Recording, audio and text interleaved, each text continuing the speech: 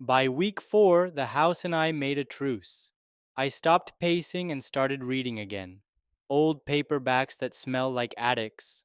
I cooked a decent stew and ate it at the counter with the radio low, the way my father used to. Every morning, Linda texted her schedule: church office 9 to noon, groceries at 1, counseling at 3.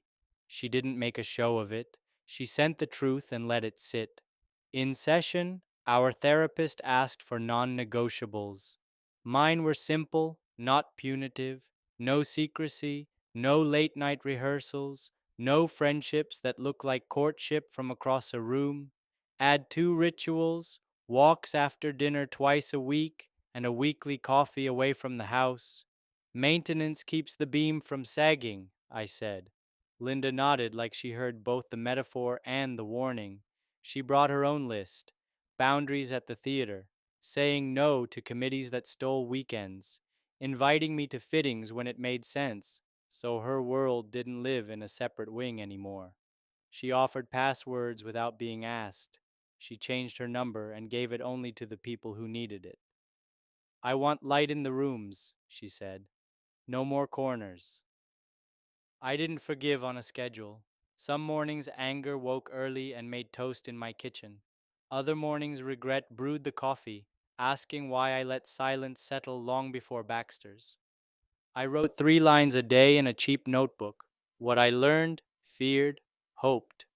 On page 9 I wrote, I still like the way she laughs when the cat knocks the remote off the table. It felt like treason and truth at the same time. One Saturday I ran into Earl at the hardware store. He asked how the porch light was holding up. New switch, I said. He nodded.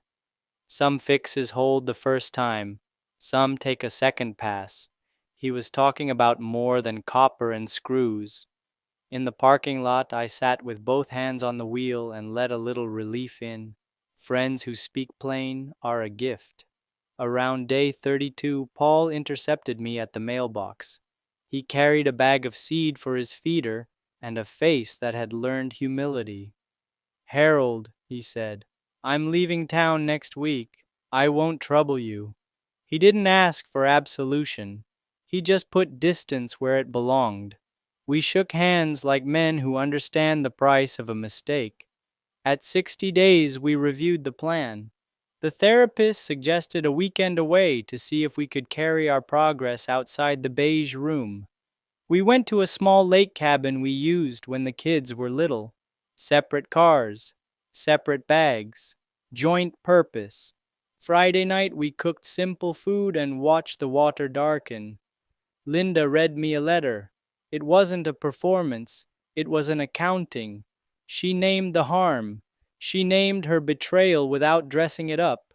Then she named the 1,000 small ways she'd let me slide out of focus while she said yes to everyone else. I spoke without paper. I said I would not live in a house where suspicion slept on the couch. I also said I would not punish her forever, because punishment is a job with no retirement. I told her where the fault lines still creaked when I walked across them. If we built a new marriage, we'd measure 3 times before we cut. Saturday morning, we hiked the easy trail to the overlook. Halfway up, we passed a couple our age holding hands like teenagers.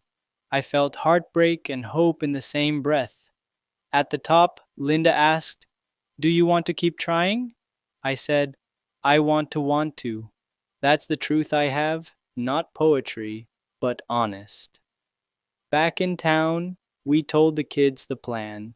Keep working for 6 months with full effort and honest reporting. Claire hugged us like we had turned back into people.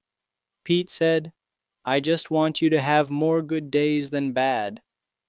We said that was the goal, and I meant it. October brought proofs. Linda left her phone face up on the counter because she had nothing to hide, and I had nothing I needed to check. We took slow walks at dusk and talked about something other than logistics. I started a cedar bench for the porch, cut the joinery by hand so I could feel each choice. We laughed once about nothing at all, and the sound startled us in the nicest way. Then the dream arrived. Me behind a diner window while Linda and Paul laughed without sound. I woke angry at a person making toast. I apologized for the scowl. She apologized for being the reason my sleep had new villains. We took a lap around the block and let the cold do work our words couldn't. Forgiveness didn't land like a parade. It drifted in like weather, some days clear, some days a stubborn drizzle, but the forecast trended better. And for the first time since Baxter's, I noticed an open chair in my mind where relief could sit without having to explain itself.